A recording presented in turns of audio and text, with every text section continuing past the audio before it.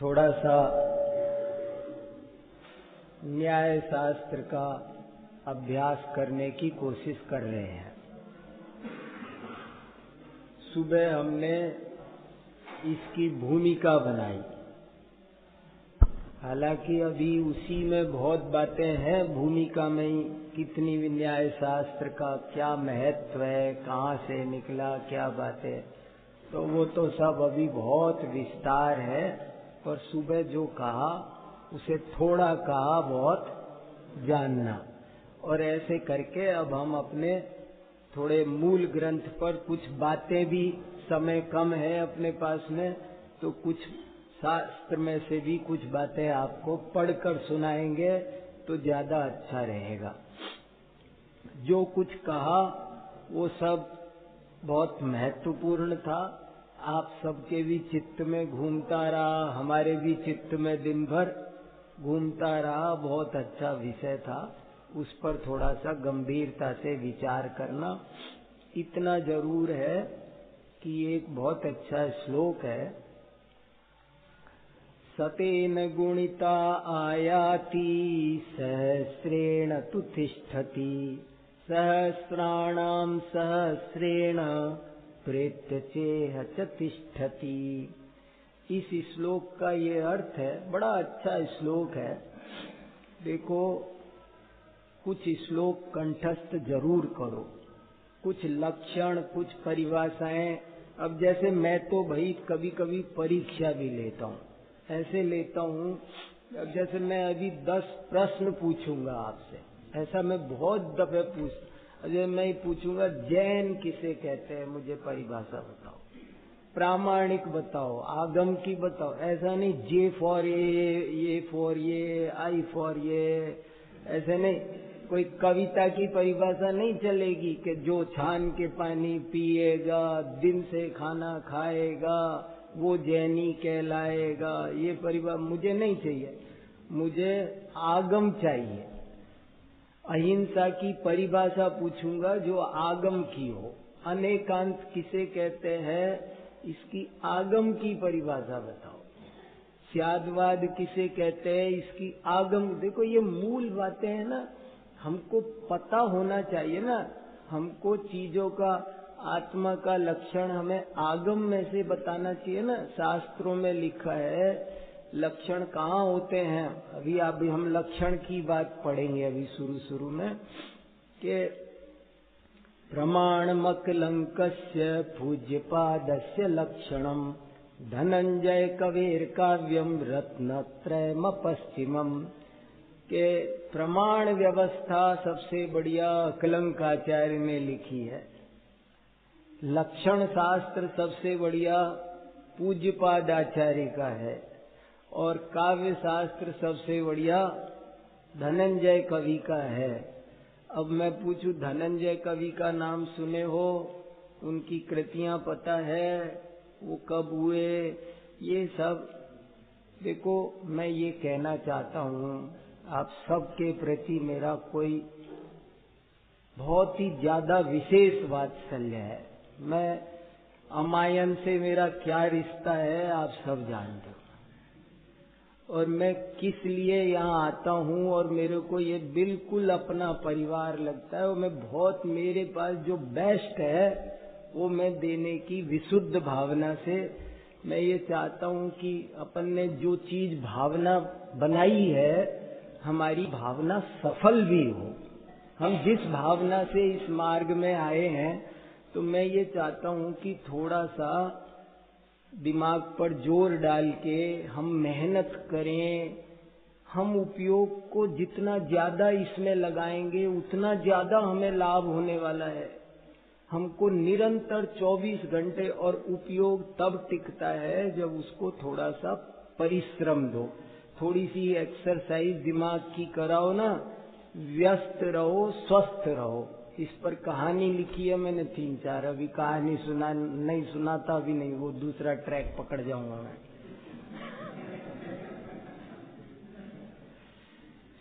बहुत सारी कहानियां हैं गजब की, एक से बढ़कर एक ही कहानी ऐसी है, बस हो जाएगा काम। तो इसलिए वो सब थोड़ा सा संभालना जरूरी है। ये मन है ना, ये मन सबसे बढ़िया मित्र भी है और सबसे बड़ा शत्रु भी है। मना एव मनुष्याणाम कारणम बंध मोक्षयो, ये सबसे बड़ा दोस्त भी यही है और सबसे बड़ा दुश्मन भी यही है। इसलिए इस मन को लगाने के लिए मैं तो कभी कभी मैंने अब तक फॉर्मल एजुकेशन लेता रहा जानबूझ के। किसी यूनिवर्सिटी से फॉर्म भर दो, उससे क्या होगा, अपने आप पढ़ना होगा, अपने आप पर। ये खुद पर खुद का अनुशासन है, ये खुद पर लगाया गया खुद का अंकुश है।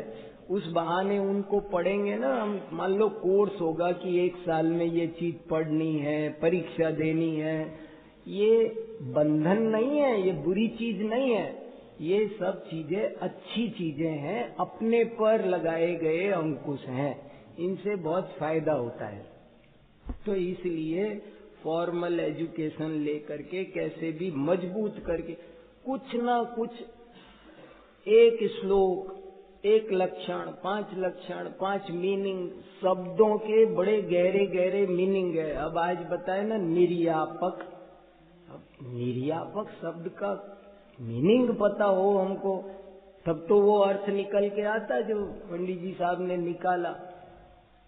जो नितराम यापयति, नितराम यापनम करोति, जो अंत तक ले जाए, जिसको नाव में बिठाया उसे बीच में न छोड़े, ये उस शब्द का अर्थ, शब्द का क्या अर्थ है वो हमको सब समझ में आएगा ना। तो इसलिए थोड़ा संस्कृत आनी चाहिए, थोड़ी प्राकृत आनी चाहिए। हमारे पास समय है, हमको जिन शासन में गोते लगाना है तो ये रत्न निकाल निकाल के लाना है तो बढ़िया गोताखोर बनना पड़ेगा ना उसका। इसलिए इन सब चीजों को मन लगा के पढ़ो। और कितनी बढ़िया बात कि 100 बार पढ़ो, कितना अच्छा श्लोक है ये। सतेन गुणिता आयाति सहस्रेण तु तिष्ठति, सहस्राणाम सहस्रेण प्रेत्य चेह च तिष्ठति। विद्या 100 बार पढ़ो तो आती है, एक बार में आती भी नहीं है। 100 बार पढ़ो तब समझ में आती है, 1000 बार पढ़ो तब टिकती है, और 1,00,000 बार पढ़ो तो अगले जन्म में साथ जाती है। अब बताओ, अपन को तो अगले जन्म तक ले जाना है ना, इस भव में तो काम पूरा तो होगा नहीं, तो अगले जन्म तक ये विद्या चली जाए, इसके लिए हमें निरंतर अपने उपयोग को इसमें लगाना है। बार बार बार बार गहराई से इसमें उपयोग लगाएंगे तो बहुत फायदा होगा। चलो, ये न्याय मंदिर है। मंदिर माने पवित्र भवन। मंदिर, अब देखो ये शब्द हैं, घर, भवन, मकान, लेकिन सबके शब्द भेदाद अर्थ भेद। शब्द भेद हो, पर्यायवाची कोई होता नहीं व्याकरण में। व्याकरण पर्यायवाची मानता नहीं, वो कहता है शब्द भेदात अर्थ भेद। शब्द में भेद है तो अर्थ में भी गारंटी से भेद है। मंदिर शब्द का वो अर्थ नहीं है जो घर शब्द का है। घर का सब अर्थ अलग है, भवन का अलग है, आलय का अलग है, सदन का अलग है। कहने को सब पर्यायवाची हैं, लेकिन कब किस शब्द का प्रयोग। मंदिर को हम घर कह सकते हैं क्या, और घर को मंदिर नहीं कह सकते, जबकि घर और मंदिर पर्यायवाची है देखा जाए तो पर्यायवाची वास्तव में कोई नहीं होता। इसीलिए चंद्रमा के कितने पर्यायवाची, लेकिन सब पर्यायवाची नहीं है। सूरज के बहुत पर्यायवाची, लेकिन सब वास्तव में पर्यायवाची नहीं है। तो उनमें जो अर्थ भेद है वो भी हमको आपको जब अपन जानेंगे तब शास्त्रों का आनंद आएगा बहुत सारा। तो हम सुबह बात कर रहे थे कि न्याय पढ़ना चाहिए जरूर, क्योंकि न्याय तुला के समान है। न्याय वो है जो हमें व्यापार में घाटा नहीं होने देगा, हमें सही चीज की पहचान कराएगा। सही गलत की पहचान जो कराए वो है न्याय। यही बहुत कठिन काम है, सही गलत को नहीं पहचान पाते। दुनिया में तो, मार्केट में तो सब कुछ है ना, तो हम गलत में फंस जाएं, सही में रहे, गलत में न फंसे, सही पहचान जाए के लिए न्याय शास्त्र पढ़ना बहुत ही ज्यादा जरूरी है, अनिवार्य लिखा है। आचार्यों ने इसको ऐच्छिक नहीं लिखा, अनिवार्य लिखा है। ये कंपलसरी है। जोण पमाण नये ही दिखे वेण निरख दे अठम तस् जुत्तम जुत्तम जुत्तम जुत्तम च पढ़ियादि। जो प्रमाण में निक्षेप के बिना पदार्थ को जानते हैं उनको युक्त अयुक्त दिखता है, अयुक्त युक्त दिखता है। गंगा जितना ऊपर जाके पकड़ोगे ना गंगोत्री पर, उतनी निर्मल मिलेगी।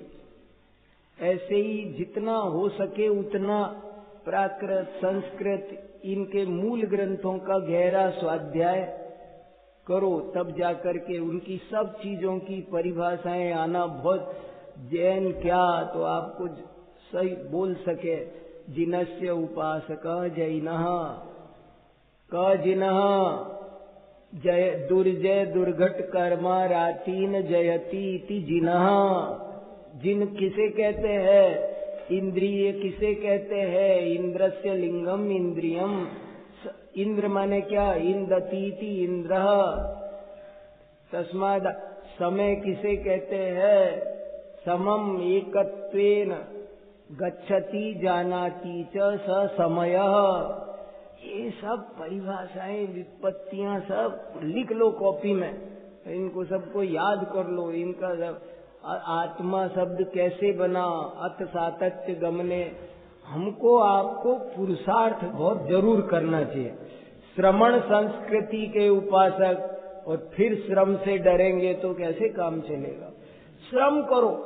देखो सुबह के सारे व्याख्यान का सार ये था, दुनिया में किसी से मत डरो, अज्ञान से डरो। बहुत खतरनाक चीज है ये अज्ञान, और पकड़ में नहीं आता। हम तो बहुत अच्छे आदमी हैं, अपन तो देखो साहब अपने किसी झंझट में नहीं पड़ते, अपन तो सीख। अज्ञान अंदर पलता रहता है। अज्ञान को काटा नहीं तो ये भव हार जाएंगे हम। इसलिए इस भव में हमें पुरुषार्थ करके अपने बल पर खड़े होके, कोई कंप्लेन नहीं चलेगी किसी से, किसी ने हमको कराया नहीं हम क्या करें, ऐसे नहीं चलेगा। हमारी गलती मानी जाए। अज्ञान का देखो कोई अपराध को जानता नहीं तो उसका कोई फल नहीं मिलता, ऐसी बात नहीं है। विष पिए तो मुझे पता ही नहीं था ये विष है, तो ऐसे होता है क्या? आप गड्ढा है और ऐसे ही घास से ढका हुआ है, आप पैर रखो गिरो, हमको पता नहीं था। तो पता नहीं था, आप चोरी करो और जज कहे चोरी क्यों की? बोले सर मुझे पता ही नहीं था, संविधान के मुताबिक चोरी करना पाप है। मुझे पता नहीं था कि हमारे संविधान में ये नियम है कि चोरी करना पाप है। तो जज क्या करेगा? अगर आप कोई अपराध करते हो तो न्यायालय में क्षमा मिलती है क्या? नहीं जानने के कारण। आपका जानना प्रथम कर्तव्य है। इसलिए बहुत, आज देखो दोपहर में पंडित जी साहब ने एक बात सुनाई थी, णाणम ज्ञान ही प्रत्याख्यान है, णाणम पच्चखाणम। ज्ञान हमारा अनुभव गम्य है, हम पकड़ सकते हैं, सबको समझ में आता है।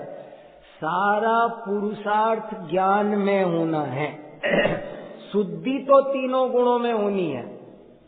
लेकिन पुरुषार्थ सारा का सारा जो हमारे हाथ में है, ले दे के थोड़ा, वो सारा पुरुषार्थ ज्ञान में ही किया जा सकता है। ज्ञान को निर्मल करो, ये जैन धर्म का कहना है। और सब धर्म क्या क्या कहते हैं पता नहीं, पर जैन धर्म तो कहता है आप इसलिए मत करो, बगल वाला कर रहा है, बगल वाले से मेरे को मतलब नहीं, सब कर रहे हैं तो मुझे करना है, नहीं, मेरा भला बुरा तो, इसलिए हमको तो अपनी समझ ठीक करनी है। और उस समझ को बिल्कुल ऐसी बना लो जैसी वैज्ञानिक की होती है। किसी वैज्ञानिक बच्चे से कहो कि H2O बराबर वाटर, वो कहता है 1 मिनट रुक जाओ भाई साहब। वो जब तक अपनी लेबोरेटरी में, अपनी परख नली में नहीं कर लेगा, वो हाइड्रोजन ऑक्सीजन मिलाएगा, वो जब पानी बन जाएगा तब वो कहेगा हाँ H2O बराबर वाटर। उसके बिना बोलने वाला कि नहीं है। ऐसे ही ये जैन धर्म है, इसको थोड़ा सा शांति से पढ़ना है, समझना है, तब बात आएगी। चलो अब देखो, न्याय मंदिर पुस्तक आपके पास है। मैं पहला ही प्रश्न से अपनी बात शुरू करता हूं।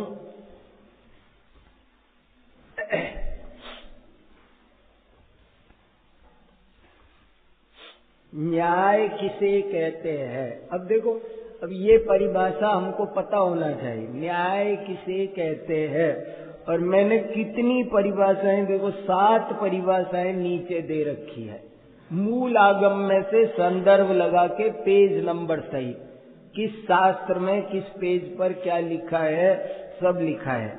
न्याय किसे कहते हैं?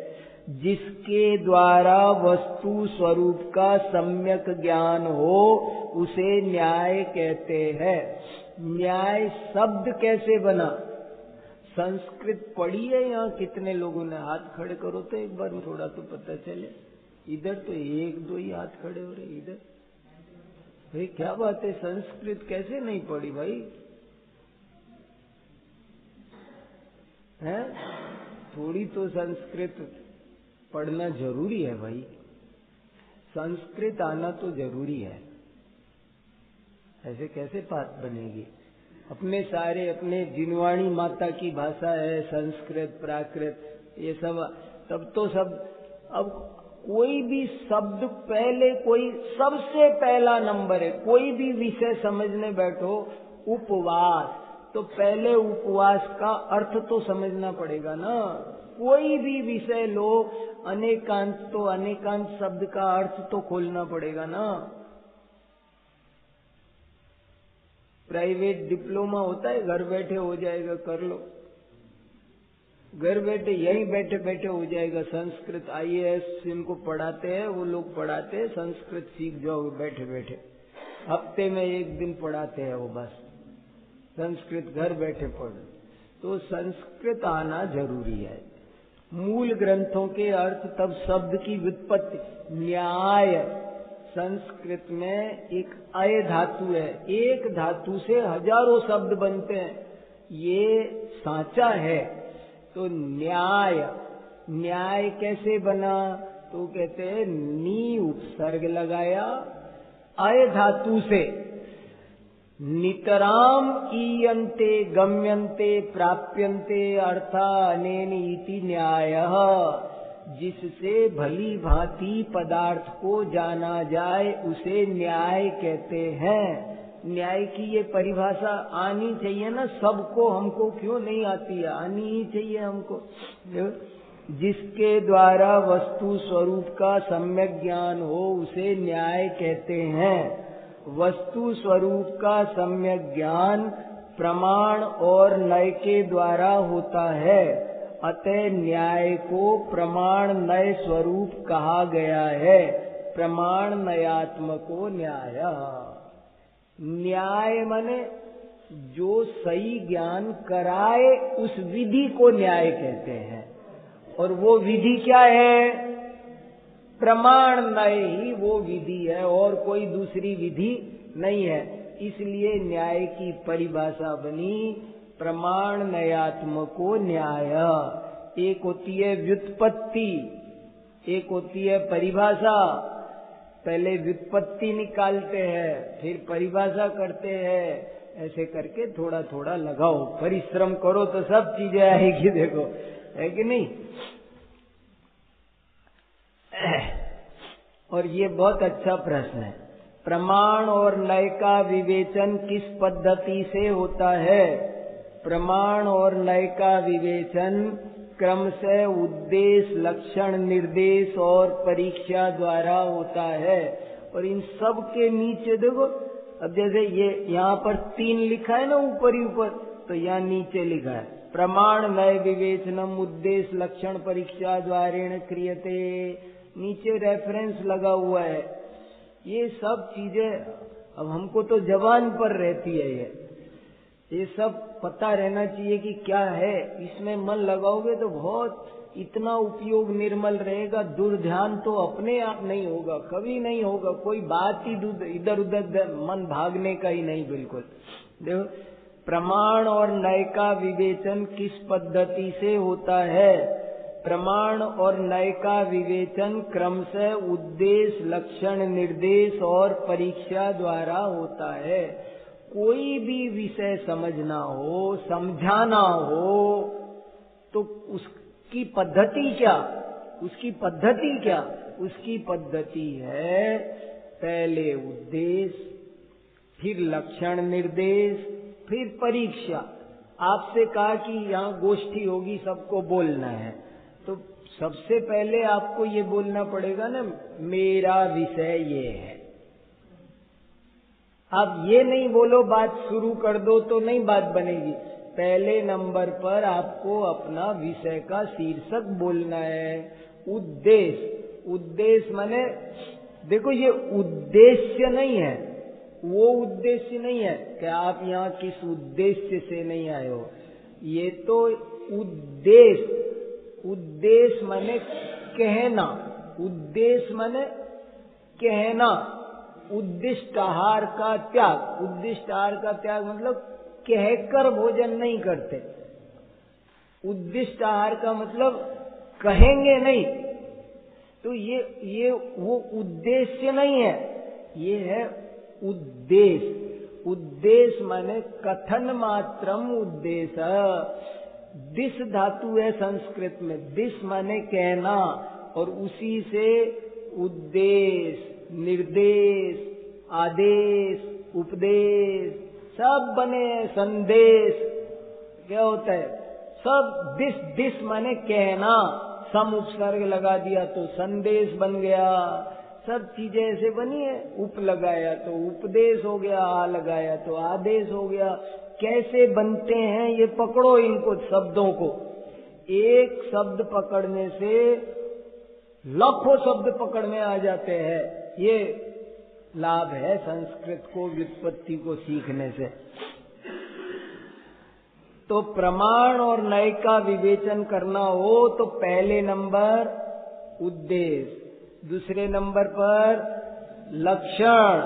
कोई भी विषय बताया, आप भाषण देते चले गए, परिभाषा बताई ही नहीं। अरे परिभाषा बताओ पहले कि क्या उसकी परिभाषा क्या है, किसे परिभाषा कहें। लक्षण बनाना लोग नहीं जानते, तो लक्षण बनना जरूरी है। और फिर उसमें जो हुआ वो सही गलत का निर्णय है, वो परीक्षा। तब आपकी बात पूरी होगी। कोई भी बात पूरी होगी, आपसे कहा जाए कि अरिहंत का स्वरूप बोलो इस पर, तो अरिहंत का स्वरूप विषय पर मैं बोल रहा हूं, ये हुआ उद्देश्य। फिर अरिहंत किसे कहते हैं, ये लक्षण बताओ। फिर ऐसे ही अरिहंत होते हैं, अन्यथा नहीं होते हैं, ये सिद्ध करो, तब जाके बात पूरी होगी। विषय कैसे व्यवस्थित होता है, चीजों को ठीक से कैसे प्रतिपादित किया जाता है, आचार्यों ने ऐसे किया है। और ये कला यदि हम नहीं जानेंगे तो उनकी मेहनत हम नहीं समझ पाएंगे। जो खुद बनाना जानता है ना, वो समझता है कितनी मेहनत लगी होगी। जिसने बनाना नहीं जानता ना, वो क्या समझेगा। तो इसलिए विद्वान एव विजानाति विद्वज्जन परिश्रमम नहीं वंद्या विजानाति गुरुविम प्रसव वेदना।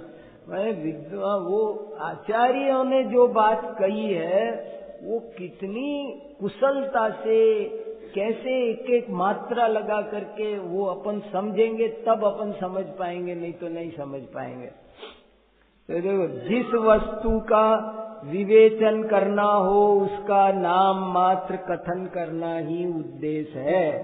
ये उद्देश्य है। लक्षण निर्देश किसे कहते हैं? निर्दोष लक्षण को बतलाने का नाम लक्षण निर्देश है। देखो, जैन धर्म में आदेश नहीं है, उपदेश है। और उपदेश भी नहीं है, निर्देश है। बहुत बारीक बात है ये। आदेश नहीं है, उपदेश है। आदेश और उपदेश में क्या फर्क है? ऐसा करो। कोई बच्चा टीवी देख रहा है, बंद करो इसे, नहीं करोगे तो थप्पड़ मारेंगे, ये आदेश है। और उपदेश क्या होता है? देखो बेटा, इसे बंद कर देना चाहिए, तो तुमको पढ़ना चाहिए, तुम्हारा इसको देखोगे तो नुकसान है, पढ़ोगे तो तुम्हारा फायदा है। इसका नाम है। और निर्देश, वो सीधा कहे ही नहीं, हम तो स्वाध्याय कर रहे हैं भैया, बस इतने में समझ जाओ तो समझ जाओ।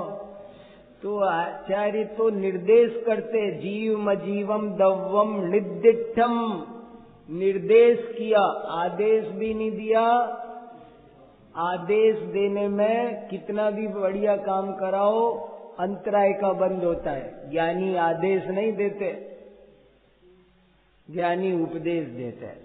हम उसको जबरदस्ती बंद करें ना, तो हमें अंतराय कर्म का बंद हो। जबरदस्ती बंद नहीं कर सकते, उपदेश दे सकते हैं कि वो अपने आप बंद करे। इसलिए ये निर्देश है। देखो, और भी बढ़िया शब्द है। निर्दोष लक्षण को बतलाने का नाम लक्षण निर्देश है। निर्दोष लक्षण किसे कहते हैं? अब देखो, लक्षण सही बनाना आना चाहिए। निर्दोष लक्षण किसे कहते हैं? जिसमें अव्याप्ति, अतिव्याप्ति और असंभव, ये तीन दोष न पाए जाएं, उसे निर्दोष लक्षण कहते हैं। अव्याप्ति, अतिव्याप्ति और असंभव, ये तीन लक्षण के दोष हैं, अतः इनको लक्षणाभास भी कहते हैं। अभी समझाता हूं, देखो और पढ़ते दोनों तीनों। अव्याप्ति किसे कहते हैं? लक्ष्य के एक देश में ही पाए जाने को अव्याप्ति कहते हैं। अर्थात जो लक्षण पूरे लक्ष्य में न पाया जाए, अपितु लक्ष्य के एक देश में ही पाया जाए, उस लक्षण को अव्याप्ति दोष से युक्त कहते हैं। यथा श्वेत वर्ण को गाय का लक्षण बनाना अव्याप्ति दोष से युक्त है, क्योंकि श्वेत वर्ण सभी गायों में नहीं पाया जाता। अतिव्याप्ति किसे कहते हैं? लक्ष्य और लक्ष्य के बाहर अलक्ष्य में भी पाए जाने का नाम अतिव्याप्ति है। जैसे पशुत्व को गाय का लक्षण बनाना अतिव्याप्ति दोष से दूषित है, क्योंकि पशुत्व लक्ष्यभूत सभी गायों में भी पाया जाता है और गाय के अतिरिक्त भैंस आदि में भी पाया जाता है। असंभव किसे कहते हैं? लक्ष्य में सर्वथा न पाए जाने का नाम असंभव है। जैसे विषाण, विषाण माने सींग, सींग को मनुष्य का लक्षण कहना असंभव दोष से युक्त है, क्योंकि मनुष्य में सींग सर्वथा नहीं पाए जाते। देखो क्या कहा, समझ में आया? कोई भी परिभाषा बनानी है, कोई भी लक्षण बनाना है, तो कैसे बनाना? वो कह रहे हैं उसमें तीन दोष नहीं लगने चाहिए।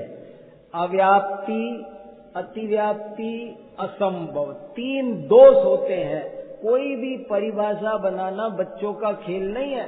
उठा के अपन कोई भी परिभाषा बना देते हैं, गलत हो जाती है परिभाषा। परिभाषा ऐसे ही बनाए ना अविवेक के साथ, लापरवाही के साथ में, तो उसमें बहुत गलती हो जाती है।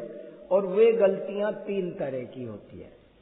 एक गलती कहलाती है अव्याप्ति, मतलब वो पूरी बात पे घटित नहीं होती है, कम पर घटित होती है। एक होती है अतिव्याप्ति, वो पूरी बात पे तो घटित होती है और पर भी घटित हो जाती है। वो जो हमारा दायरा था उसके भी बाहर चली गई, तो वो अतिव्याप्ति हो गई। और कभी ऐसी गलती होती है कि वो उसमें बिल्कुल ही नहीं बैठती है, तो वो असंभव है। कैसे? तो इन्होंने उदाहरण दिया, जैसे कोई बोले कि गाय किसे कहते हैं, तो बोले साहब जो सफेद हो उसे गाय कहते हैं। तो जो सफेद हो उसे गाय कहते हैं क्या? बोले ये तो लक्षण, जो लाल होगी उसका क्या होगा? गाय तो लाल भी है, काली भी है, उनका क्या होगा? फिर उनको गाय नहीं मानना। अपन ने कहा कि जो सफेद हो वो गाय है, तो फिर जो लाल गाय है वो गाय नहीं सिद्ध रहेगी, वो गाय नहीं बचेगी, काली गाय गाय नहीं बचेगी। इसलिए ये लक्ष्य, ये जो हमने परिभाषा बनाई, ये अव्याप्त है। अव्याप्त, व्याप्त माने रहना, फैलना। गाय हमारा लक्ष्य था और उस गाय नामक लक्ष्य में हमारा लक्षण, हमारी परिभाषा पूरी तरह नहीं व्याप्त हुई, इसलिए ये अव्याप्त है। और अतिव्याप्त क्या? कि किसी से पूछा गाय क्या, तो उसने कहा जो पशु हो उसे गाय कहते हैं।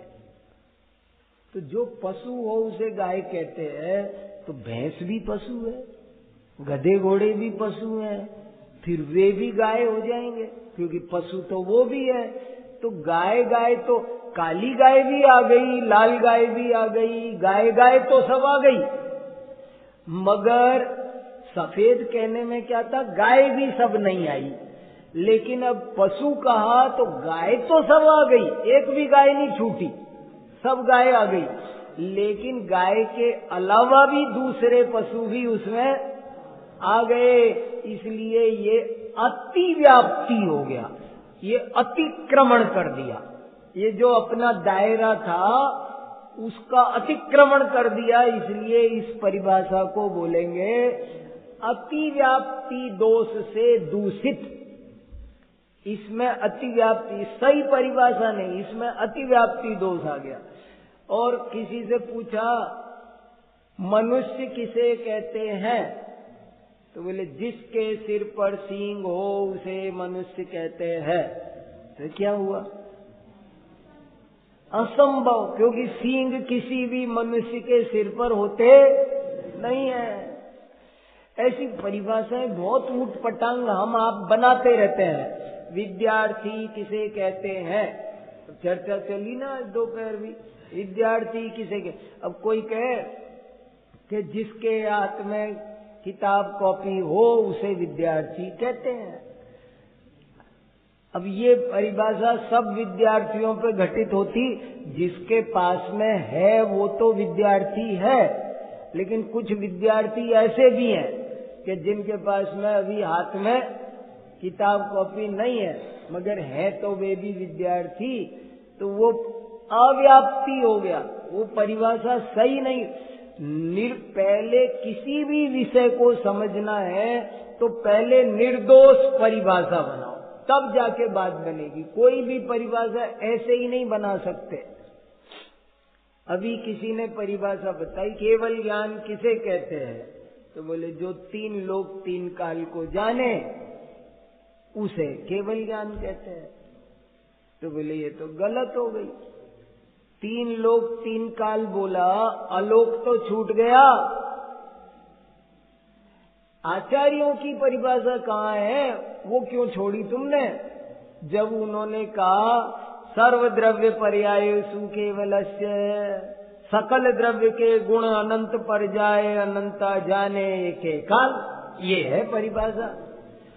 केवल ज्ञान की परिभाषा ये थी, तुमने इसको छोड़ के अपने मर्जी से परिभाषा बनाई तो चूक हो गई, चूक हो जाती है, स्खलन हो जाता है लापरवाही से। इसलिए यहाँ वो लापरवाही ना आए और सही परिभाषा। न्याय शास्त्र पढ़ने से बुद्धि धारदार होती है, एकदम हीरा तोलना है जैसे, बिल्कुल जो सही बात है वो निकल के आनी चाहिए। जैसे ये बच्चे देखो, तीन चीज हुई, एक अव्याप्ति, एक अतिव्याप्ति, एक असंभव। इसको एक और सरल उदाहरण दूं। जैसे समझ लो नर्सरी क्लास में बच्चे बैठे हैं और बच्चों को टीचर ने कहा कि ये गोले में कलर भरो। एक गोला दिया और बच्चों को सिखाते हैं ना, गोला दिया और कहा बच्चों इसमें कलर भरो। तो अब कलर भरने लगे तो एक बच्चे ने तो भरा ही नहीं, जैसे कि तैसे सौंप दिया। एक बच्चे ने भर के लाया तो उसने ना बाहर तो नहीं निकाला लेकिन अंदर ही पूरा नहीं भरा। और एक बच्चे ने पूरा तो भर दिया पर बाहर भी निकाल दिया। तो जिसने वो अंदर पूरा नहीं भरा वो तो हुआ अव्याप्त, और जिसका बाहर चला गया अतिव्याप्त, और जिसने बिल्कुल खाली छोड़ दिया अतिव्याप्त, असंभव। तो ऐसे तीन तरह से दोष है। परिभाषा बनाने में ये तीनों दोष नहीं आने चाहिए। देखो कितनी बढ़िया बात है, निर्दोष लक्षण बनाओ। प्रश्न संख्या 9, उक्त तीन दोषों से रहित निर्दोष लक्षण का क्या लक्षण है? दो लक्षण का लक्षण, कितना उपयोग लगे इसमें, बारीक बात है। परिश्रम करे, नोट डाउन करे, याद करे, तब जाके ये सब चीजें आती है, विद्या प्राप्ति। परस्पर मिली जुली अनेक वस्तुओं में से एक अभीष्ट वस्तु को अलग कर देने वाले हेतु को लक्षण कहते हैं। जैसे अग्नि का लक्षण उष्णता। अब जैसे ये अग्नि किसे कहते हैं?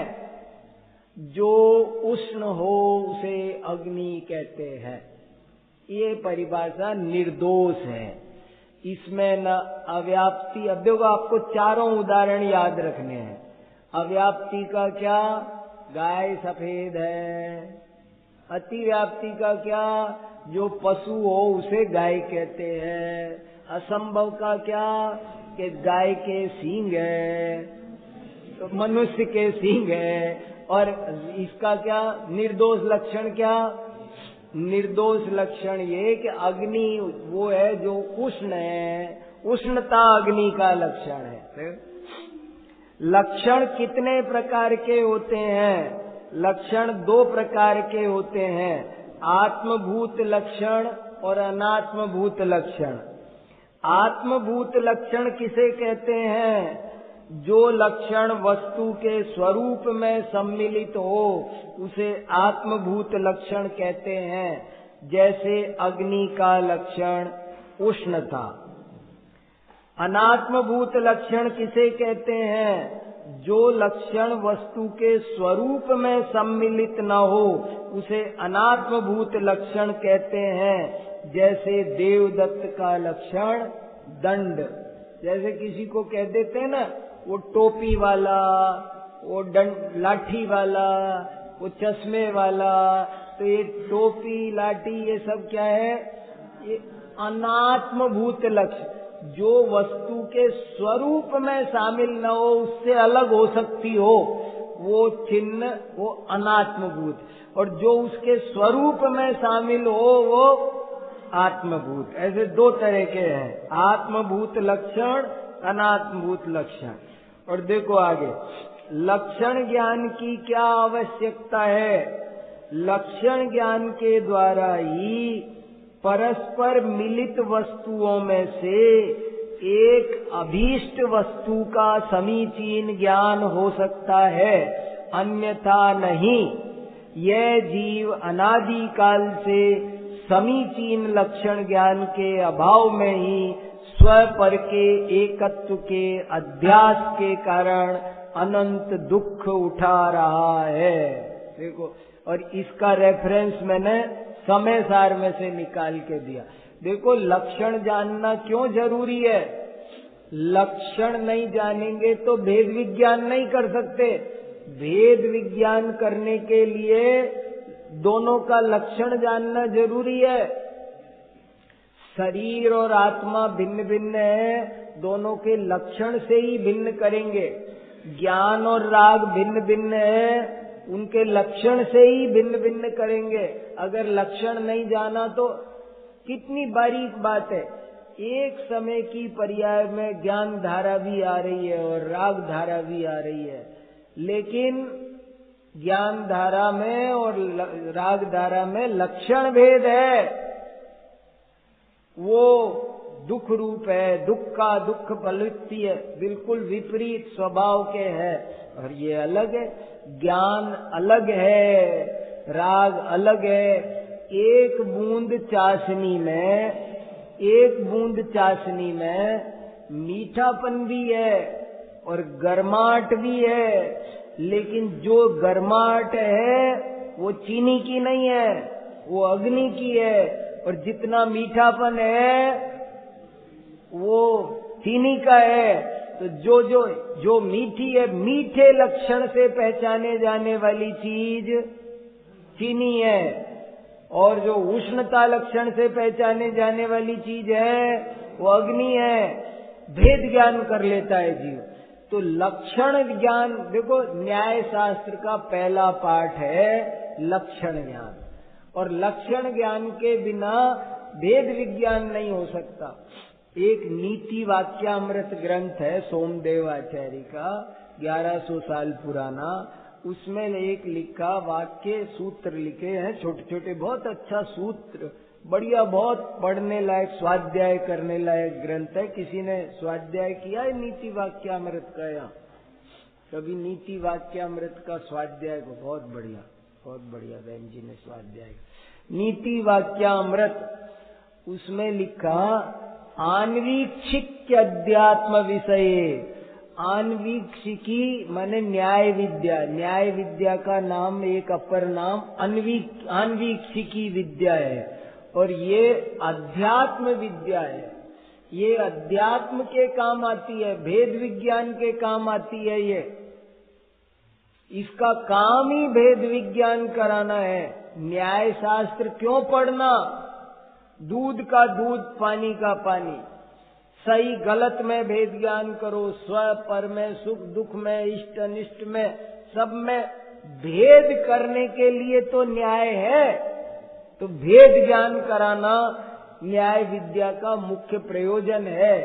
यदि न्याय कर लो, न्याय शास्त्र समझ लो, तो लक्षण से हम बिल्कुल उसका आसानी से भेद ज्ञान कर सकते हैं। इसलिए ये आना जरूरी है। देखो कितना अच्छा कहा, देखो कितनी बढ़िया बात लिखी। अंतिम लाइन फिर से पढ़ रहा हूं। यह जीव अनादि काल से समीचीन लक्षण ज्ञान के अभाव में ही स्व पर के एकत्व के अध्यास के कारण अनंत दुख उठा रहा है। इसलिए लक्षण ज्ञान जरूरी है। समीचीन माने सही, सत्य। समीचीन माने सच्चा, है ना? समीचीन माने सच्चा, सम्यक कहो, समीचीन कहो, सत्य कहो, सच्चा कहो। बहुत सारे शब्द भंडार जबरदस्त बढ़ाओ। अपना शब्द भंडार बहुत मजबूत होना चाहिए। रोज 10-20 मीनिंग याद करो। रोज 100, 200, 400 पेज पढ़ना चाहिए। 400, 500 पेज का स्वाध्याय जरूरी है रोज। उसके बिना नहीं काम चलेगा। पढ़ने का बहुत, मेरे को कभी किसी ने पूछा आपका इतना मन इस न्याय में कैसे लगता है, तो मैंने उनको यही जवाब दिया। मैंने कहा देखो, मेरा मन ऐसे लगता है कि मेरे समझ में ये बात आ गई है कि सारी समस्याओं का मूल कारण अज्ञान है और अज्ञान नष्ट करना है मुझे। मैंने कमर कस ली है और टाइम है कम, अपने पास में टाइम कम है ना, छोटी सी बिजली की चमक जैसी अपनी उम्र है और अगर जरा सी भी लापरवाही कर देंगे, मैंने आपको क्यों सब्जी वाले का उदाहरण दिया सुबह। सब्जी वाले देखो दुनिया में सब लोग कितनी मेहनत काम कर रहे हैं, अपन को तो सब सुविधाएं मिली है, अपन को कोई वैसी झंझट नहीं है, फिर भी हम स्वाध्याय नहीं करें तो क्या करें। मैं कभी कभी सोचता हूँ, मान लो पैर नहीं होते, विकलांग होते, तब भी पड़े रहते हैं ना, कहीं कटती तो सही ना जिंदगी। तो अभी कितना भाग दौड़ करेंगे, कहाँ जाएंगे, हमें कहीं नहीं जाना, हमें पढ़ना, स्वाध्याय करते खूब, रोज 8-8, 10-10 घंटे, 12 घंटे स्वाध्याय करते हैं। खूब स्वाध्याय करना, जो रोज 400-400, 500-500 पेज पढ़ो। मैं कभी कभी बताता रहता हूँ, आपको पता है हमारे कितने ग्रंथ मौजूद है जैन धर्म में, मैंने गिनती की है इसलिए बता रहा हूँ। जो जल गए वो छोड़ो, जो ग्रंथ आज जैन धर्म के मौजूद है, उपलब्ध ग्रंथ, वो 10 लाख अभी मौजूद है, 10 लाख से ज्यादा मौजूद है। 10 लाख ग्रंथ अभी उपलब्ध। जैन आचार्यों ने कितना लिखा है, कितने ग्रंथ लिखे हैं, जो नष्ट हो गए वो छोड़ो, 10 लाख ग्रंथ अभी भी मौजूद है। 10 लाख ग्रंथ अभी मौजूद है।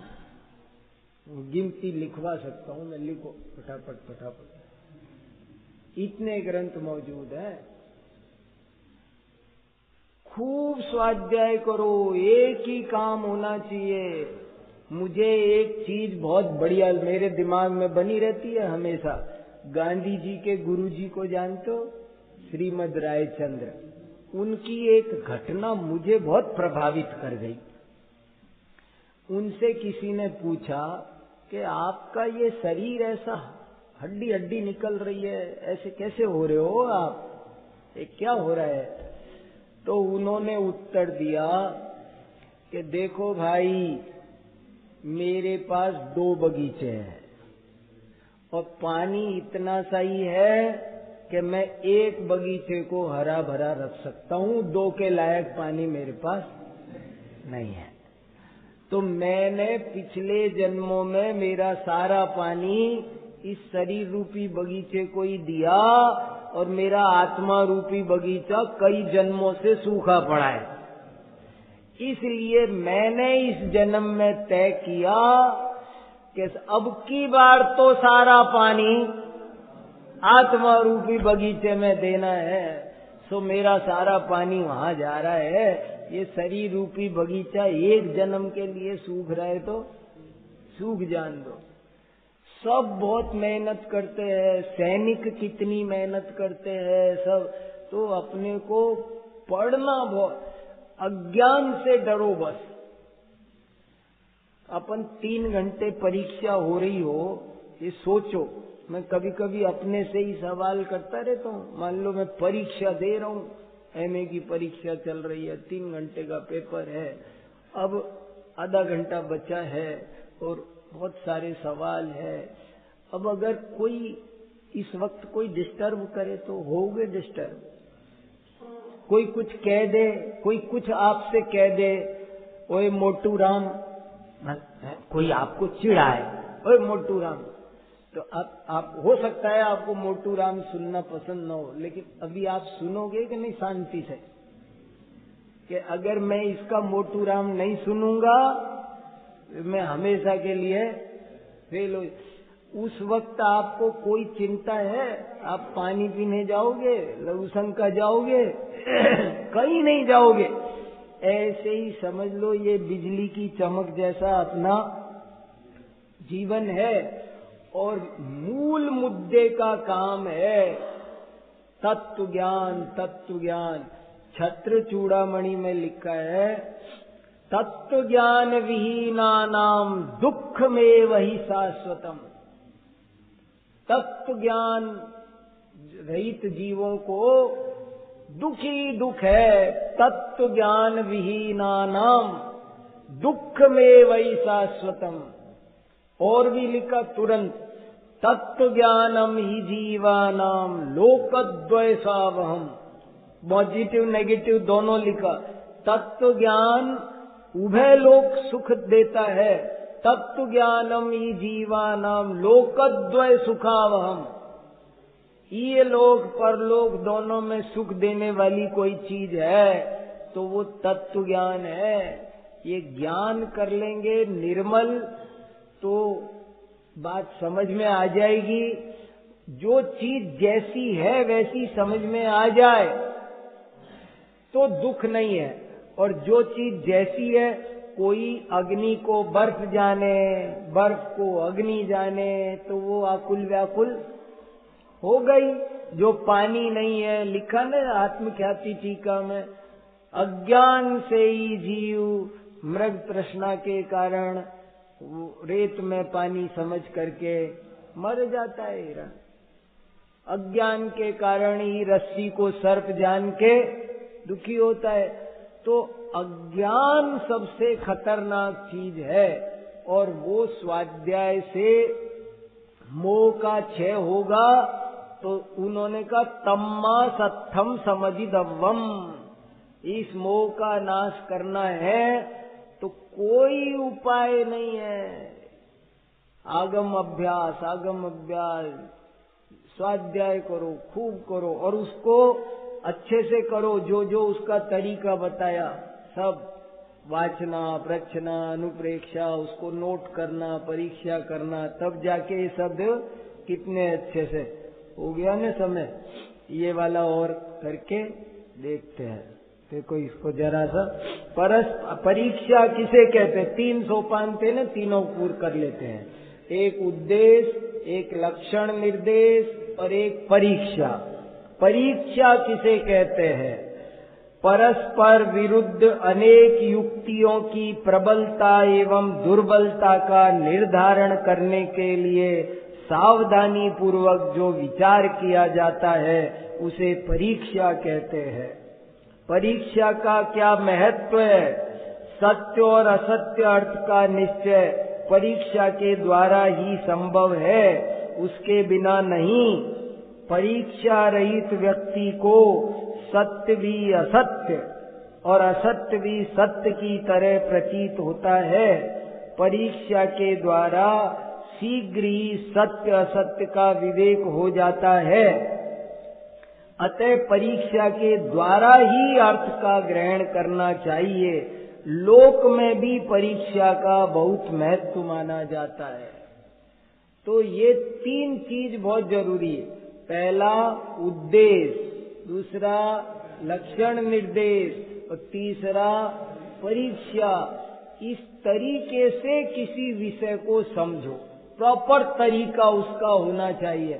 बड़े बड़े ज्ञानियों ने सब तरीके डेवलप किए हैं, यूं ही नहीं किए हैं, जानबूझ के किए। सट आवश्यक बताए आपको तो यूं ही नहीं बताए। उनका ज्ञानाराधना में बड़ा भारी महत्व है। वो सब जब हम करेंगे तभी काम चलेगा।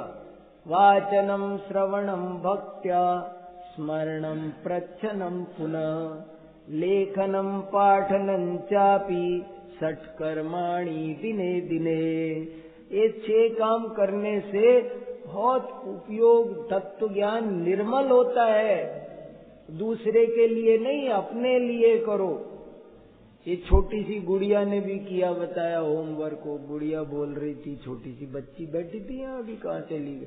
कहने लगी मैंने लिखा है ज्ञान की महिमा पर 2 पेज, अज्ञान की महिमा पर 2 पेज। अरे मैंने कहा कमाल कर दिया। तो ये है, ये करना जरूरी है। हमको जब तक एहसास नहीं होगा इस चीज का, तब तक हम इस काम को करने के लिए कटिबद्ध नहीं होंगे। इसलिए इस मार्ग में लगना बहुत जरूरी है। ठीक है, अब बताओ, किसी को कुछ कहना हो तो कहो। आप लोग भी कुछ बोलो, किसी को कुछ कहना है?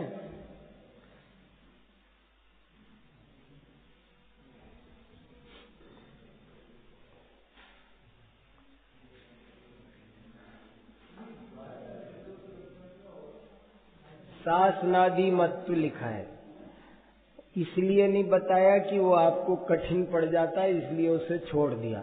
पर उसमें लिखा है गाय का लक्षण। देखो ऐसी चीज बनाते हैं, लक्षण माने आप समझ गए कि जो उसमें सब में होनी चाहिए और उसके अलावा किसी में नहीं होना चाहिए। तो गाय का लक्षण क्या, तो शास्त्रों में दिया। अपन को तो आत्मा का लक्षण जानना है ना, ये तो प्रयोग कर करके बताते हैं, इसलिए दूसरे उदाहरण देते हैं। पर गाय का लक्षण बताया, शासनादि मतत्वम।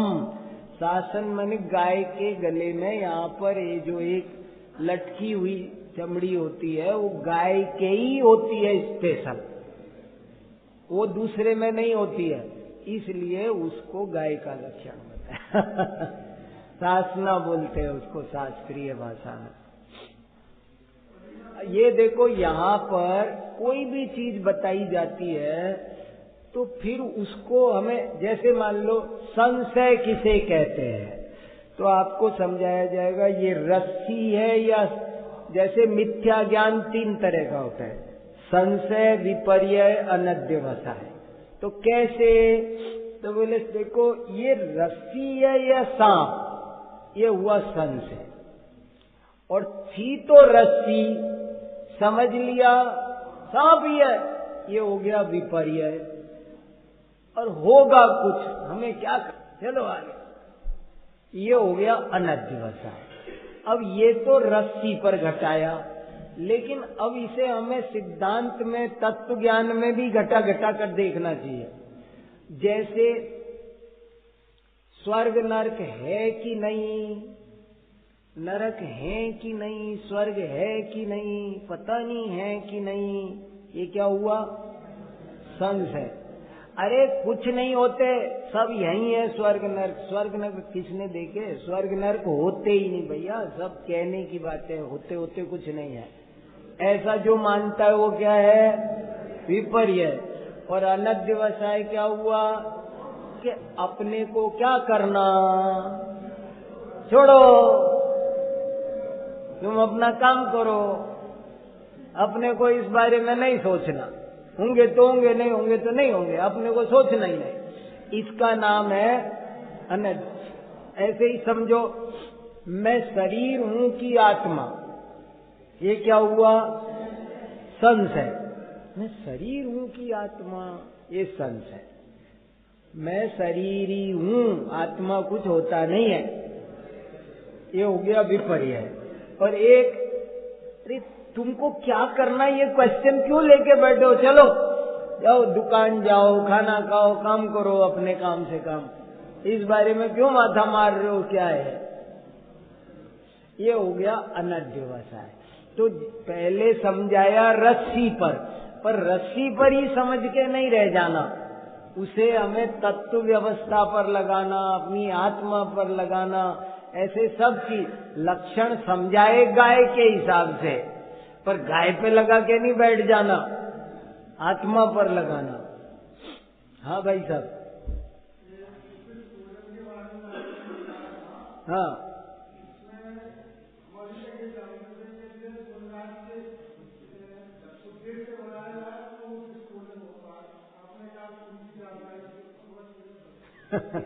पंडित जी साहब से पूछेंगे।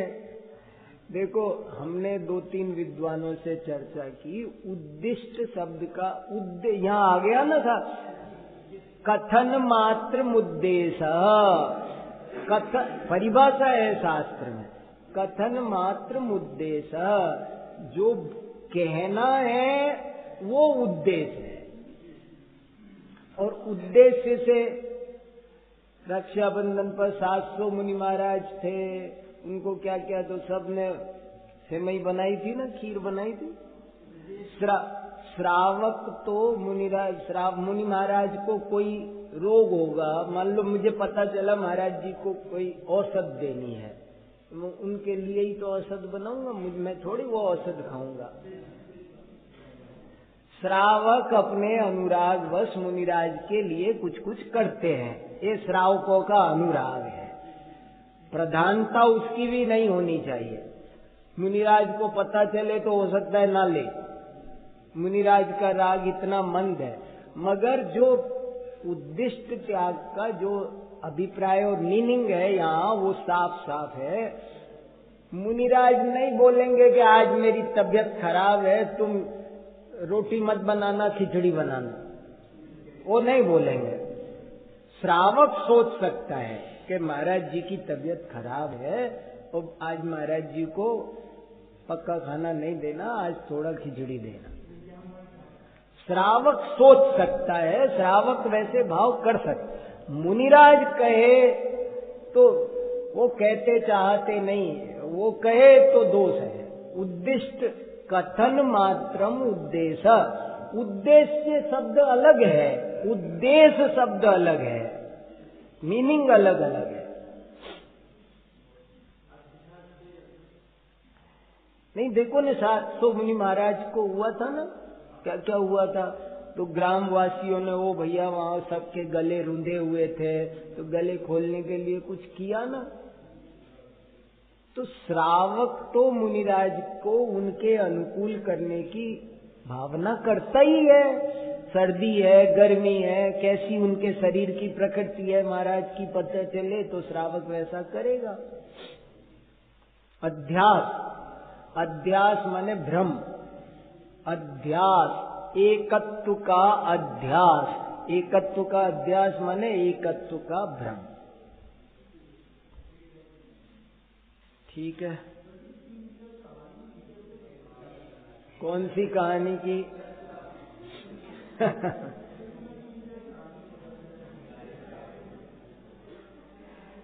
व्यस्त रहो, स्वस्थ रहो। एक कहानी सुना देता हूँ। एक कहानी आज बहन जी को सुना दी थी रास्ते में ही।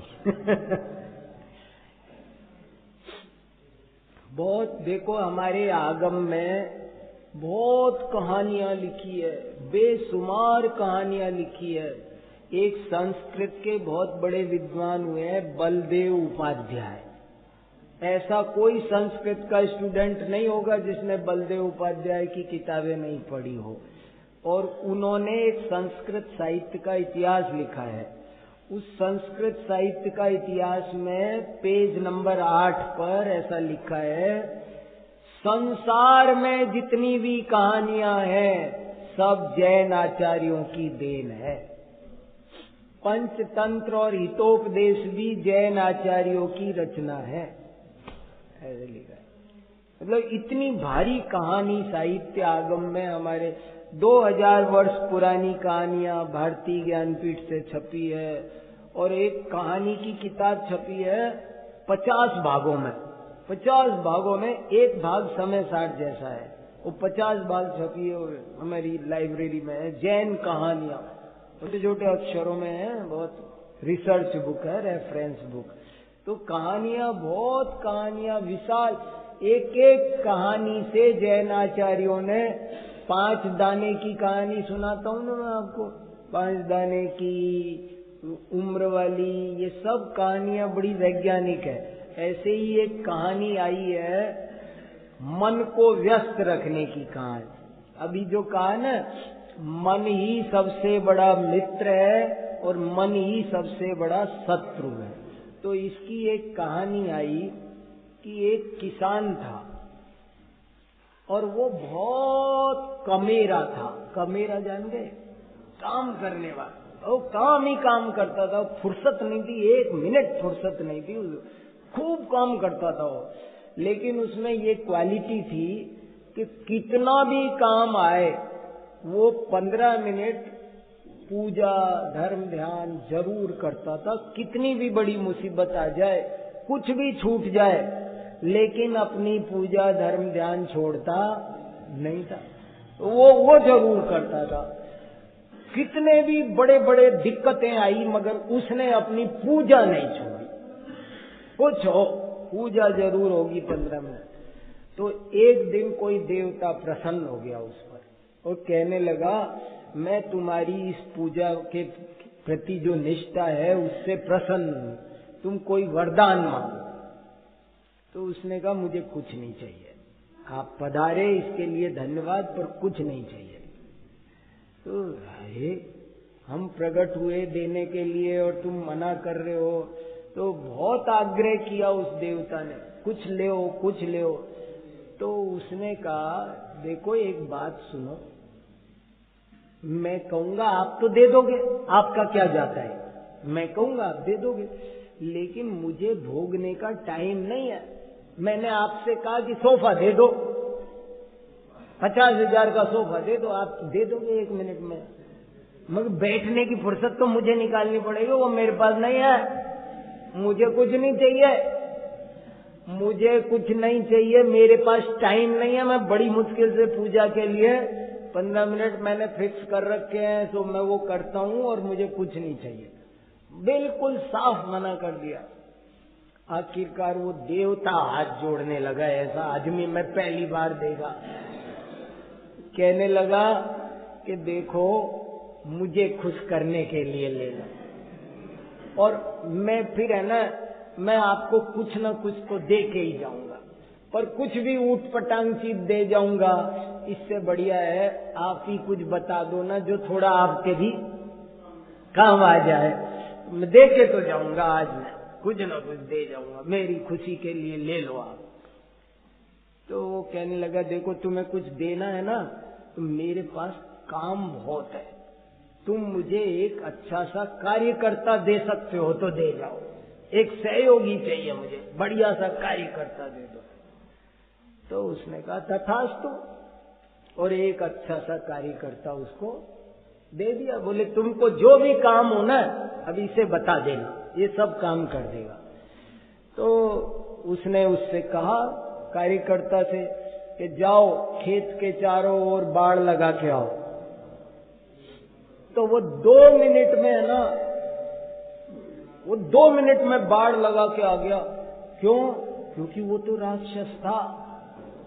वो 2 मिनट में बाड़ लगा करके आ गया और आके कहने लगा बाड़ लग के तैयार है, और काम बताओ मेरे आका,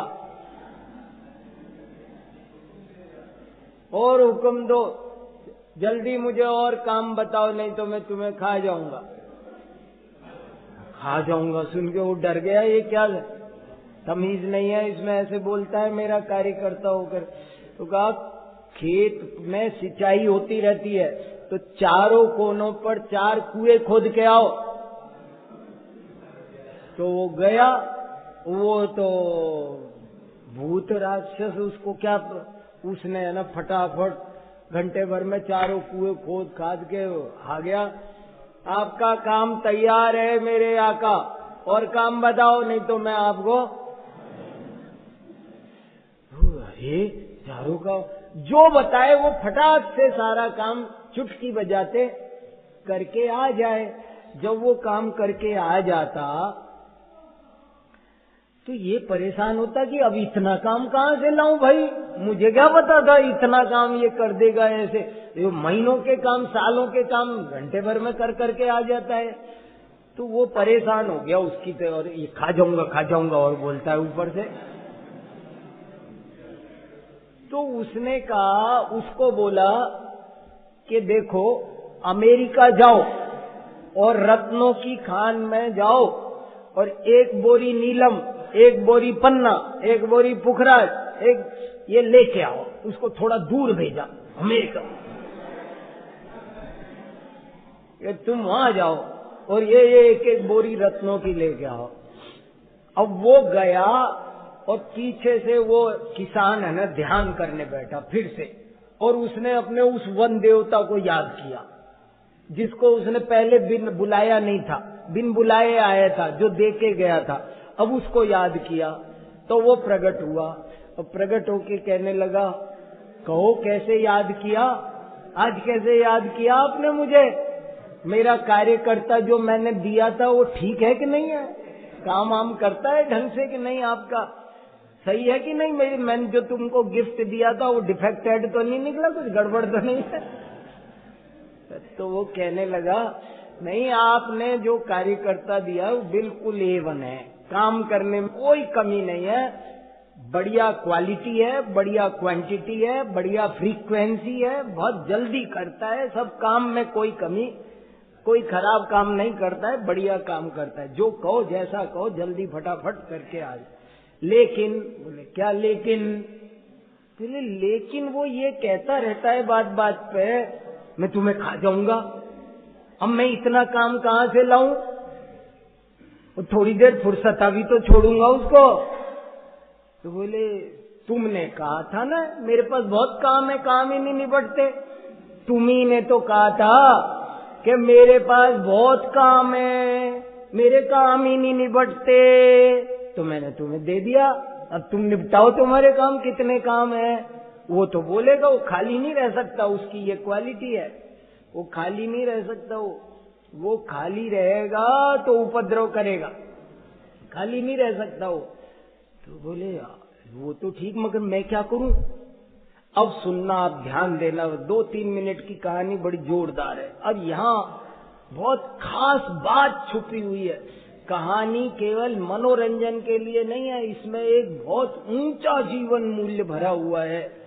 मुझे हिला दिया इस कहानी ने, मेरे जीवन की दिशा बदल दी इस कहानी ने। बोले क्या? बोले मैं क्या करूं? तो उस देवता ने कहा सुनो, अब जब वो आएगा ना अमेरिका से, तो उससे कहना कहीं से 1000 फीट लंबा बांस ढूंढ के लाएगा, वो भी कर लेगा। तो वो जब ले आए ना, तो कहना कि अब 100 फीट गहरा गड्ढा खोद और इस गड्ढे में इस बांस को गाड़, और जब बांस को गाड़ दे तो इससे कहते रहना कि 647 बार चढ़ और उतर, गिन, चढ़े काम। बोले इसको काम पे लगा, और कुछ नहीं, जब तुम्हें काम हो ना तब तो इसको आवाज दे लिया करो, और नहीं तो ऐसे कह दिया करो, जब तक मैं आवाज न दूं तब तक चढ़ और उतर। हो गया ना काम? इसको काम चाहिए ना, ये यही तो कह रहा, मुझे काम बताओ नहीं मैं खा जाऊंगा। अब तुम बस ये, तुम्हारे पास ये चाबी है, इससे कहना जब तक मैं आवाज न दूं तब तक इस पे चढ़ो और उतरो। ये करेगा, तो ये करेगा तो क्या होगा कि ये भी व्यस्त रहेगा। बोले ये व्यस्त रहेगा तो स्वस्थ रहेगा। ये जो राक्षस है ये और कोई नहीं है, ये हमारा मन है। ये मन हमारा बहुत बढ़िया दोस्त है, बहुत बढ़िया क्वालिटी क्वांटिटी दे सकता है, ये बहुत बढ़िया सहयोग कर सकता है, खूब बढ़िया काम आ सकता है। लेकिन यदि इसे खाली छोड़ा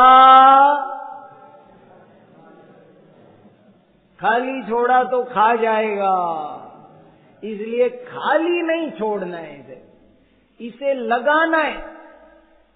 ये समय सार में न लगे तो गोमट सार में लगाओ, अर्थ संदृष्टि में लगाओ, पद्म पुराण में लगाओ, इसको किसी ने पेंटिंग बनाओ, कुछ कला करो, जो करना करो। इतनी क्रियाएं क्यों बताई आगम में कि किसी न किसी में लगाओ, पर खाली मत छोड़ो। खाली छोड़ोगे तो आ जाएगा। चलो बहुत समय हुआ, ठीक है।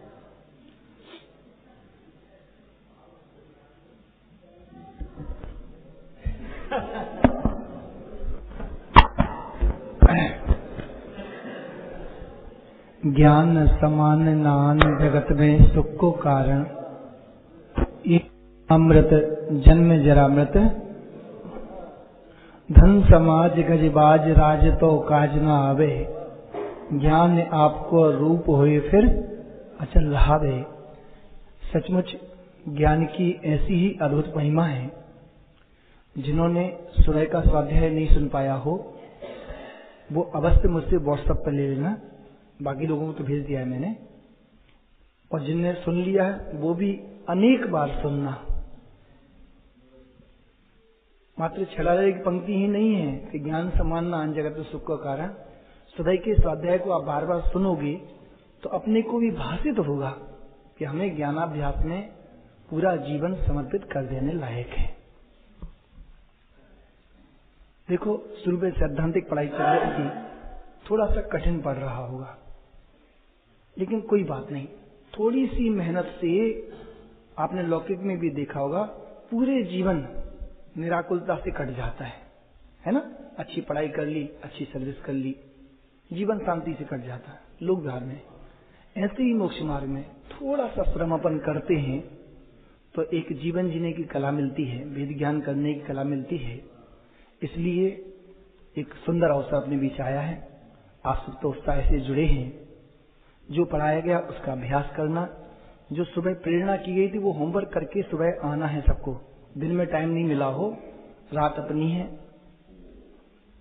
अज्ञान की महिमा और ज्ञान की। हाँ, देखो, जब वो अपने साथ इतनी मेहनत कर रहे हैं इतनी दूर से आकर के, तो अपन सबका भी कर्तव्य है कि उस पर अपन होमवर्क करेंगे तो अपन अच्छे अंकों से पास होंगे, और होमवर्क नहीं करेंगे तो होमवर्क नहीं करने वाले विद्यार्थी फेल ही होते हैं। तो अपना कर्तव्य भी है, और अपने कर्तव्य निभाने से आपको भी पढ़ाने में और उत्साह रहेगा। जरूर सुनना भैया, आप लोग भी सुनना, नमन है ना, हमसे ले लेना। बहुत सुंदर स्वाध्याय सुबह खोला गया था, शाम का थोड़ा सैद्धांतिक था इसलिए कठिन हो गया था, लेकिन बाद में उन्होंने बहुत अच्छे से उसको मिक्सअप कर कल सुबह पुनः अपन सबको 9 बजे डॉक्टर साहब के द्वारा स्वाध्याय मिलेगा। दोपहर में पूजनीय पंडित साहब का स्वाध्याय हो ही रहा है। शाम के समय में थोड़ा परिवर्तन कर लिया है अपन ने, ठंड का समय है ना, 6:30 से जिनेन्द्र भक्ति और 7 बजे से अपन आदरणीय भाई सबके स्वाध्याय में बैठ जाएंगे। कोशिश करके आप लोग भी जल्दी फ्री होकर के आ जाना, और आपको जिनके प्रति भी थोड़ा जुड़ान हो सबको प्रेरणा करो। 2 दिन का समागम और है, अवश्य लाभ लें। जिन स्वानुभूति से